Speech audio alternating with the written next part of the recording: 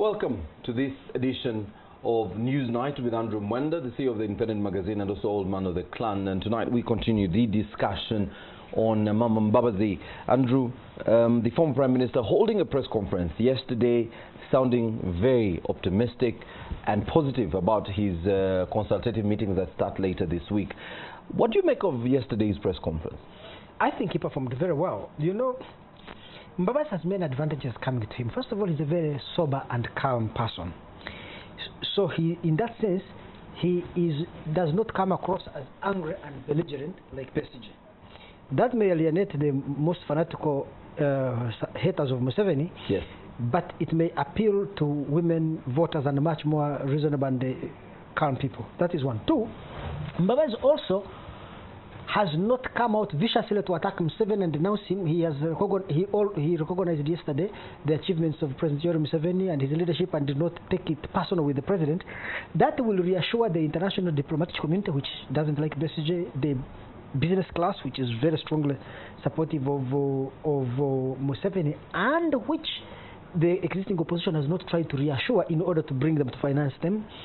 And of course, very many other independents and moderates. His demeanor, rather his reluctance to attack Museveni viciously and angrily helps. Then three, he came across as really very smart and in control of the situation. Because of, I think, his calmness, he was in good control. What I do not know, and I'm still thinking about it, is whether Mbabazi can succeed in generating the necessary momentum to gain a significant share of the vote in 2016. For the reason that, you see, to understand, Maurice, to understand an election, you need to understand that a candidate must have three things: a message, a machine, and resources.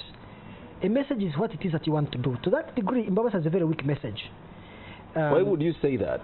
He seems to resonate well with those that have been monitoring or criticizing this government on the basic issues he's addressing: governance, corruption, the economy. And these stand out as some of the key areas he wants to address as a candidate. I will put it for you like this, because the voters are in two groups.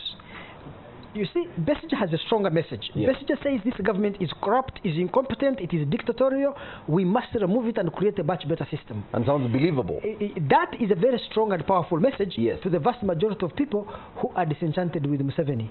But I was telling you that Mbabazi's message of the government has achieved so much, those are givens, I want to add value to it, is not as powerful as Besigye's message.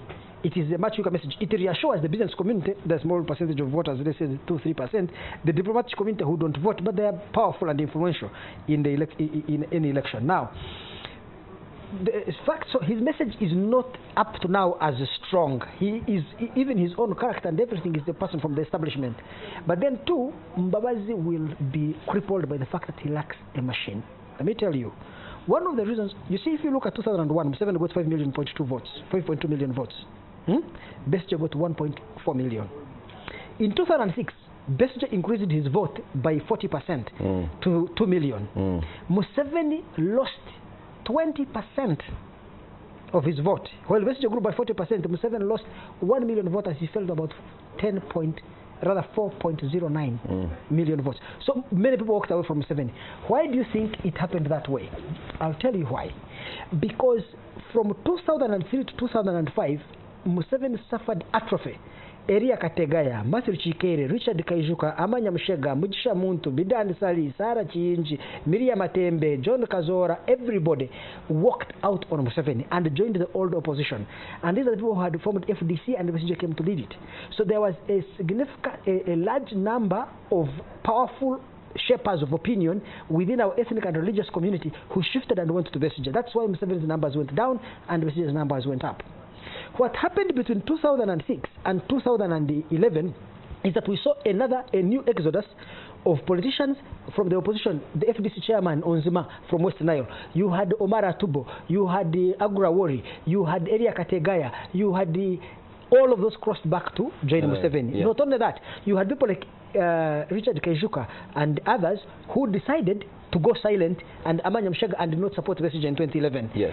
Now, to be able to win an election, you must win the support of key pillars who shape opinion both in our ethnic and religious communities, which is the Catholic Church, the Islamic faith, the Protestant churches, and then, of course, our ethnic groups. The weakness of the Mbabazi campaign, and I realize that most people who are talking don't see, is that Mbabazi left NRM single-handedly with his wife. You see, when Besigye walked out of NRM in 2000, he went away with Winnie Byanyima, he went away with Sam Munjuma, he went away with very many young, energetic, and which were NRM activists who went with him. When the Kategas were living in disagreement over the third term, there was a mass exodus. Augustine Ruzinan, I can't count how many people fell out with Museveni then. And Mbabazi was the architect of the amendment of the constitution to remove term limits. And I thought he thought that he would clean all the historicals out of NRM, remain alone that Museveni lives and hands over power to him. What has hit Mbabazi is that when finally Museveni could not honor the promise which they had of him getting power in 2016, and they decided to kick him out of NRM, right now he's alone. I can tell you when he goes to Nachivubu, there is not a single minister, a single senior NRM person who's going to walk away with him.